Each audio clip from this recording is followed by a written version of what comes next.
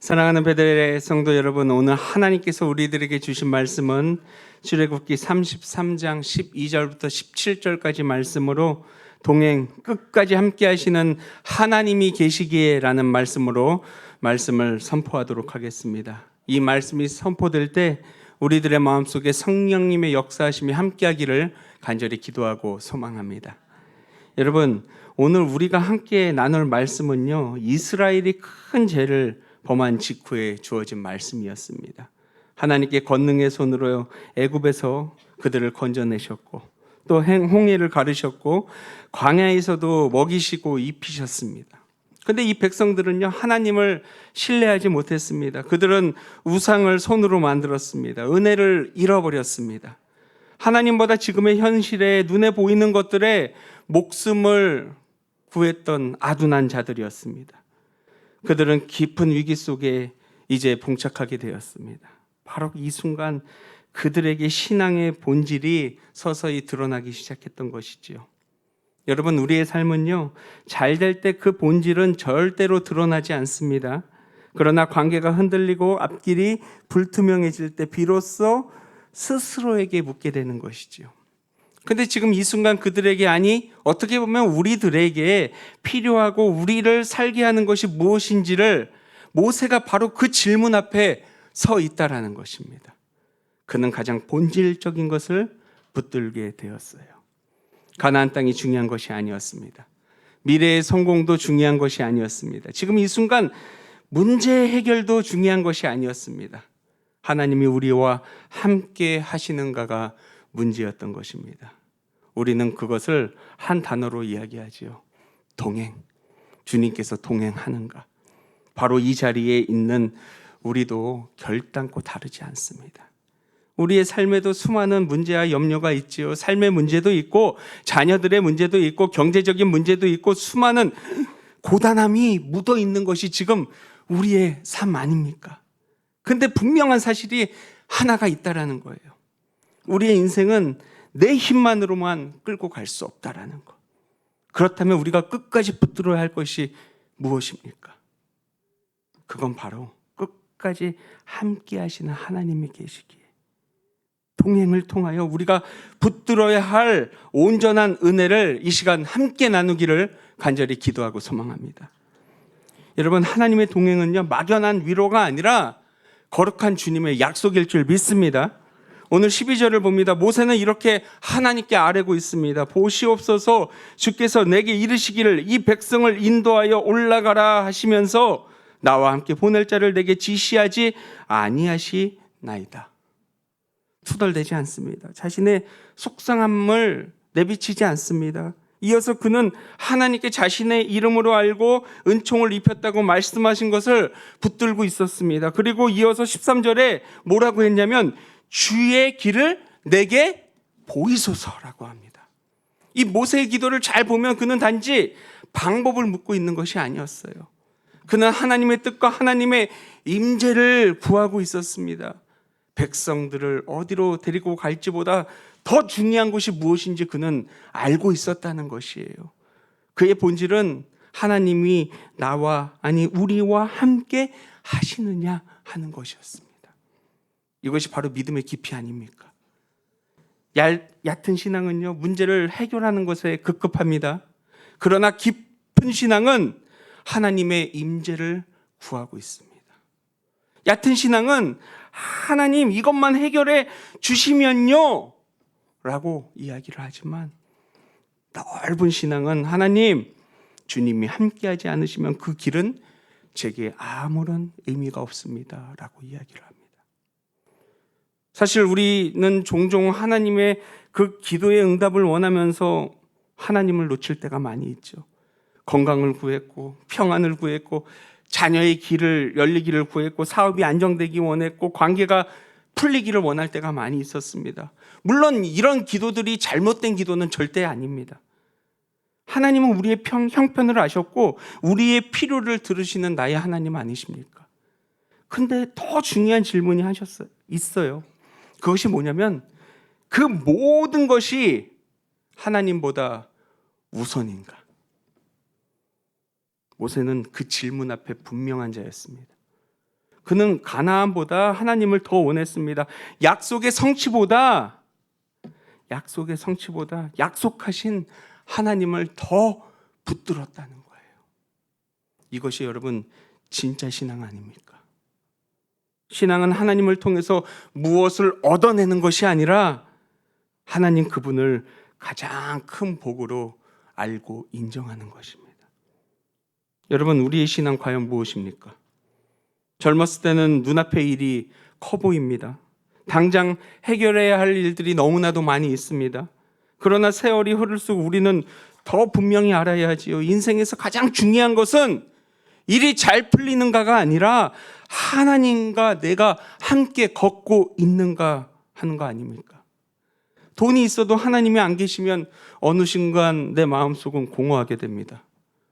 사람들이 부러워하는 자리에 있어도 하나님이 안 계시면은 내 영혼은 메마를 수밖에 없습니다. 자녀가 잘 돼도 하나님과 멀어지면 그 기쁨은 절대로 오래가지 못합니다. 반대로 형편이 넉넉하지 않아도 하나님이 나와 함께 하시면 그 사람은 어떠한 고난과 역경이 올지라도 절대 무너지는 법이 없습니다. 왜 그렇습니까?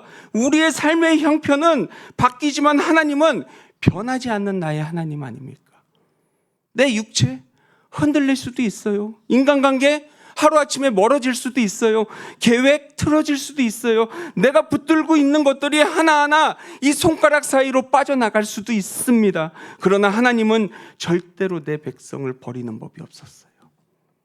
그래서입니까? 하나님의 동행이야말로 가장 큰 복 아니었습니까? 우리의 기도도 점점 깊어져야 하지 않습니까? 하나님, 이 문제만 해결해 주세요. 거기서 멈추지 말고 하나님, 이 문제 가운데서도 내가 주님을 놓치지 않게 하옵소서. 하나님이 이 길만 열어주세요. 하나님, 주의 길을 알게 하시고 주님과 함께 이 길을 걷게 하소서. 이 모세는 하나님의 사람이었습니다. 그는 본질적인 것을 구했습니다. 그리고 성숙한 성도는 결국 그 기도에 본질적인 것을 기도하게 되는 것이에요. 누가 저한테 묻습니다. 목사님, 그래서 어떻게 기도하라고요? 도대체 어떻게 기도하는지 딱 부러지게 얘기해 보세요. 1번입니까? 3번입니까? 5번입니까? 저라고 뭐 알겠습니까? 저라고 어떻게 딱 부러지게 알겠습니까? 근데 이거는 확실히 합니다. 하나님이 내 안에 계시면 됩니다. 하나님이 나와 함께 하시면 시작할 수 있어요. 하나님이 함께 하시면 늦은 것 같아도 절대로 늦는 법이 없습니다. 하나님이 함께 하시면 광야도 길이 되는 것이에요. 오늘 우리는 스스로에게 물어야 합니다. 그리고 나를 돌아봐야 합니다. 나는 하나님의 도움을 구하는 사람인지 아니면 하나님 자신을 구하는 사람인지, 너는 응답을 원하는 사람인지 아니면 하나님의 임재를 더 사모하는 사람인지, 하나님의 축복을 원하는 사람인지 아니면 진짜 동행을 소중히 여기는 자인지. 여러분, 신앙의 중심이 바로 이 자리 안에 온전히 서야 할 줄 믿습니다. 하나님의 사람은 형통보다 하나님의 동행을 더 구해야 할 줄 믿습니다. 두 번째는 하나님의 동행은 길을 보여주시는 정도가 아니라 친히 함께하는 거룩한 은혜일 줄 믿습니다. 14절에는 하나님은 모세에게 결정적인 약속을 하나 주셨어요. 내가 친히 가리라. 내가 너를 뭐하게 해준다 그럽니까?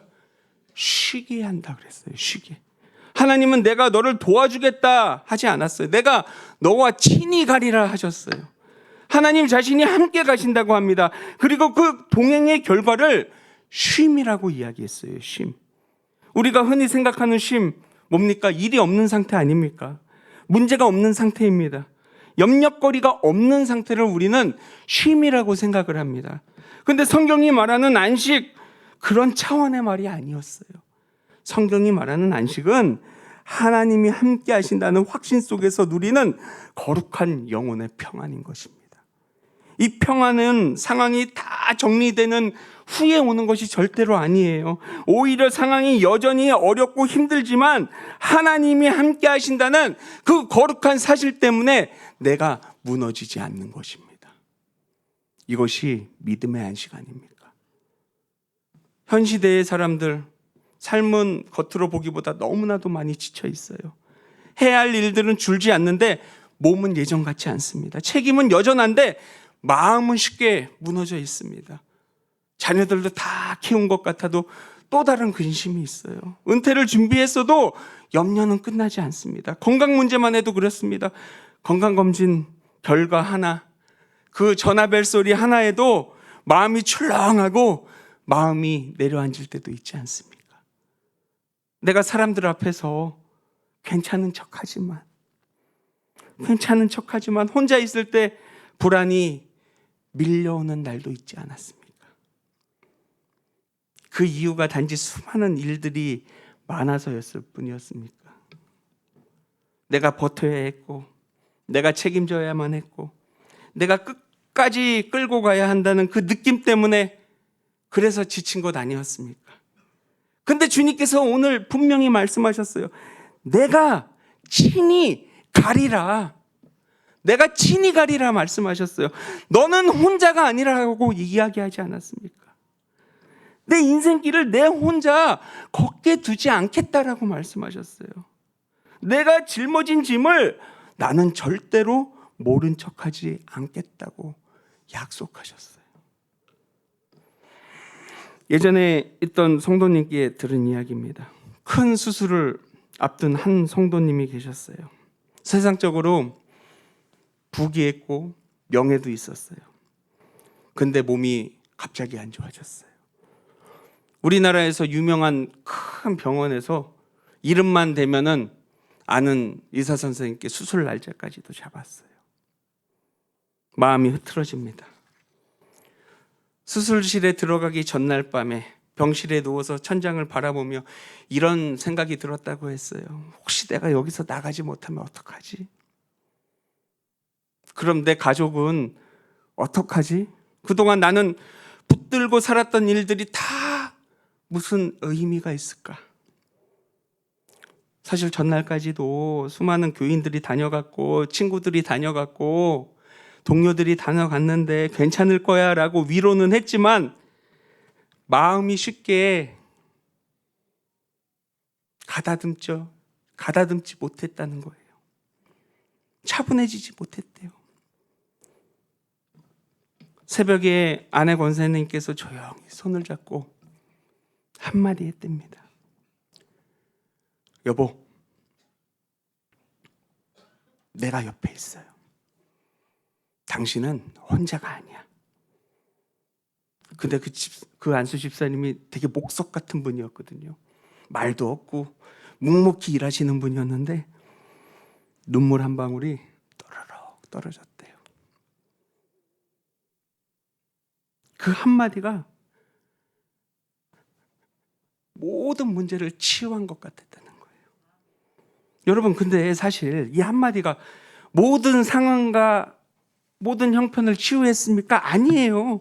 병이 치유됐습니까? 아니에요. 두려움이 완전히 사라진 것도 아니었습니다. 그러나 내 상황이 혼자가 아니라는 사실이 그 집사님의 마음을 붙들어 주었다는 거예요. 지금 내가 누군가와 함께 있다는 그 사실 하나, 두려움 가운데서도 나를 견디게 만들었다는 것입니다. 여러분, 우리의 인생의 진짜 위로는요, 모든 문제가 당장 사라지는 데 있지 않습니다. 누가 나와 함께 하는 데 있다라는 거예요. 그런데 하나님께서 지금 우리에게 똑같이 말씀하지 않습니까? 내가 친히 가리라. 내가 친히 가리라. 내가 친히 가리라 말씀하셨어요. 이 약속이야말로 우리 믿음의 백성들의 안식 아닙니까? 우리가 살면서 질병도 있을 수 있어요. 경제적인 어려움도 있을 수도 있습니다. 감정이 풀리지 않는 오해가 있을 수도 있습니다. 마음에 오래된 상처가 있을 수도 있어요. 그러나 하나님께서 함께 하시면 그 인생은 절대로 버려지는 인생이 아니라는 거예요. 그래서 시편 23편에 우리가 너무나도 잘 아는 말씀이 있지 않습니까? 사망의 음침한 골짜기를 말할 때 절대로 그 골짜기가 없어졌다고 이야기하지 않았어요. 그 골짜기는 지금도 있어요. 어둠도 있습니다. 두려워하지 않는 이유는 단 한 가지뿐입니다. 주께서 나와 함께 하셨기 때문에. 여러분, 안식은요, 환경의 결과가 아니라 하나님 임재의 결과입니다. 평안은 조건의 산물이 아니라 동행의 거룩한 열매입니다. 그래서 예수님께서 말씀하셨잖아요. 수고하고 무거운 짐진 자들아 다 내게로 오라. 내가 너희를 쉬게 하리라. 주님이 주시는 쉼은요, 현실의 도피가 아니었어요. 알고 봤더니 그 짐을 지고 있는 우리 곁에 주님이 함께 계시기 때문에 가능한 쉼 아니었습니까? 우리의 삶이 왜 그렇게 메마를까요? 우리를 돌아봐야 돼요. 혹시 일이 많아서가 아니라 하나님 없이 일하려고 해서 더 지친 거 아니었습니까? 혹시 문제의 크기 때문이 아니라 하나님 임재를 놓치고 내 힘으로만 버티려 했기 때문에 더 무너지는 것 아니었습니까? 근데 하나님은 모세에게 이렇게 얘기했어요. 내가 친히 가리라. 지금 그 약속은요, 우리에게도 이어지고 있습니다. 하나님은요, 자기 백성을 절대로 냅두지 않으세요. 절대로. 성령으로 함께 하시고 말씀으로 붙드시고 예배 가운데 우리를 일으켜 주십니다. 그러니 여러분, 너무 오래 혼자 버티지 마세요. 강하게 버티지만 마세요. 하나님 앞에 솔직해지시기 바랍니다. 지친 마음을 가지고 기도의 자리로 나오세요. 예배 가운데 다시 주님의 임재를 구하십시오. 우리의 쉼은 멈춤에만 있지 않습니다. 주님과 함께 걷는 데 있을 줄 믿습니다. 하나님의 동행은 우리를 세상 가운데 구별된 백성으로 세워주실 줄 믿습니다. 그래서 16절에는 이렇게 이야기합니다. 주께서 나와 주의 백성을 세상 모든 민족 가운데 구별한다. 이것이 오늘 말씀의 핵심 포인트입니다. 이스라엘. 그 이스라엘이 다른 민족보다 더 착해서 구별됐겠습니까? 아니에요. 지금 바로 성경의 앞장에는 이들이 했던 행적이 뭔지 아십니까? 금송아지를 만든 백성이었어요. 실패했고 무너졌고 큰 죄를 지은 백성들이었습니다. 근데도 하나님이 뭐라 그랬어요? 그냥 백성이라 그랬습니까? 내 백성이라고 이야기합니다. 내 백성. 왜 내 백성이라고 이야기합니까? 하나님이 함께 하셨기 때문에. 이게 은혜 아닙니까? 우리도 마찬가지예요. 우리가 더 도덕적이어서 더 강해서 더 지혜로워서 하나님의 백성이 된 사람이 여기 어디 있습니까? 하나님이 은혜로 부르셨고 우리 안에 거하셔서 끝까지 붙드셔서 우리는 하나님의 은혜로 하나님의 백성이 된 것입니다. 교회도 마찬가지 아닙니까? 건물이 크기 때문에 교회가 아니에요. 사람들이 많이 모여서 교회가 아닙니다. 하나님이 함께 하시는 공동체이기 때문입니다. 그렇다면 구별된 삶은 어디서 드립니까? 겉모습이 아니라 우리의 태도에서 드리게 되는 거예요. 태도. 세상은 이익에 따라 판단합니다. 그렇지만 성도는 하나님의 뜻에 따르게 됩니다. 세상은 환경이 흔들리게 되면 무너지지만 성도는 하나님이 함께 하심을 믿기에 다시 일어서는 겁니다. 그 믿음은 하루아침에 생기지 않아요. 하나님과 함께 걸어온 시간 속에서 거룩하게 만들어지는 것입니다. 그래서 이 말씀이 더 은혜로운 이유가 있어요. 바로 실패한 백성들에게 주어진 말씀이기 때문입니다. 하나님은 죄를 가볍게 여기지 않으셨어요. 자기 백성을 버리지도 않으셨어요. 징계하셨지만 그들을 떠나지 않으셨다는 거예요. 그래서일까요? 17절에 하나님은 이렇게 말씀하십니다.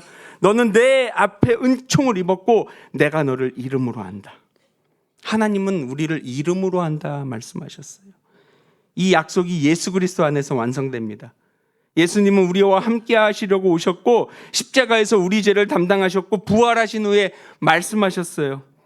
뭐라 그러셨습니까? 내가 세상 끝날 때까지 너희와 항상 함께 있으리라. 여러분, 우리의 소망은 내가 하나님을 얼마나 잘 붙드느냐에 있지 않아요. 하나님이 나를 얼마나 신실하게 붙드느냐에 있습니다.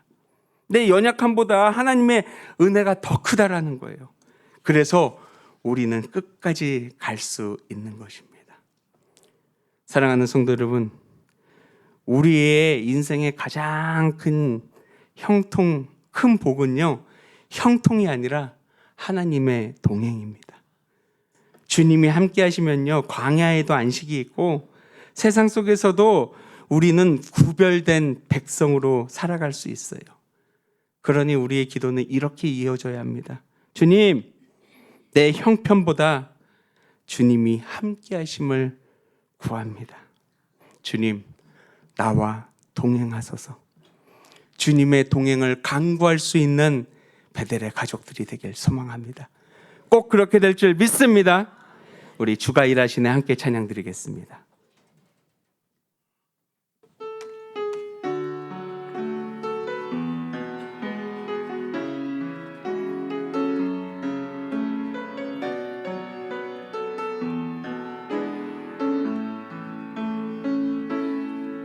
날이 저물어 갈 때 빈들에서 걸을 때 그때가 하나님의 때 내 힘으로 안 될 때 내 힘으로 안 될 때 빈손으로 걸을 때 내가 고백해 여호와 2절 처음으로 찬양합니다. 우리 모인 이곳에 주님 함께 계시네. 누리네 아버지 은혜. 적은 떡과 물고기 내 모든 걸 드릴 때 모두 고백해 여호와 이래. 주가 일하시네. 주가 일하시네. 주가 일하시네. 주께 아끼지 않는 자에게 주가 일하시네. 주가 일하시네. 주가 일하시네. 신뢰하며 걷는 자 주가 일하시네. 주가 일하시네. 주가 일하시네. 주께 아끼지 않는 자에게 주가 일하시네. 주가 일하시네. 주가 일하시네. 신뢰하며 걷는 자에게. 우리 두 손을 모으시고 진중히 기도하길 원합니다. 나는 지금 하나님보다 세상의 결과를 더 붙들고 있지는 않는지, 나는 아직도 혼자 아둥바둥 버티고 있지는 않는지 이 시간 마음을 담아 주님의 음성에 귀 기울여 보도록 하겠습니다.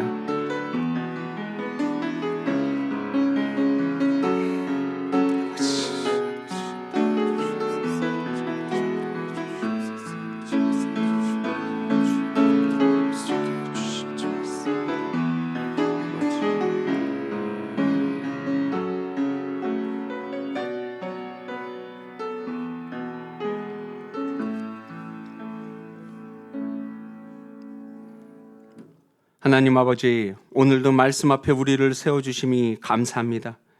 우리는 자주 하나님보다 세상의 결과를 더 붙들었고 주님의 뜻보다 내 마음의 조급함을 앞세우며 살아왔습니다. 세상의 문제가 풀리기를 원하면서도 정작 하나님과 함께 걷는 일을 놓치며 살아왔습니다. 주님, 이런 우리를 불쌍히 여겨주소서. 이 시간 온전히 다시 결단합니다.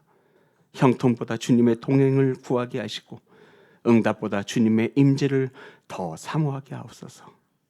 혼자 버티려는 마음을 내려놓게 하시고 주님 손을 붙들고 끝까지 걷는 믿음을 허락하소서. 우리의 가정 위에, 우리의 일터 위에, 우리의 눈물과 염려의 자리 위에 함께하여 주시고 흔들리는 세상 속에서도 하나님의 자녀답게 하나님의 믿음 속에 올바로 서게 하여 주시옵소서. 끝까지 함께 하시는 주님을 신뢰하며 예수 그리스도 이름으로 간절히 기도드립니다. 아멘.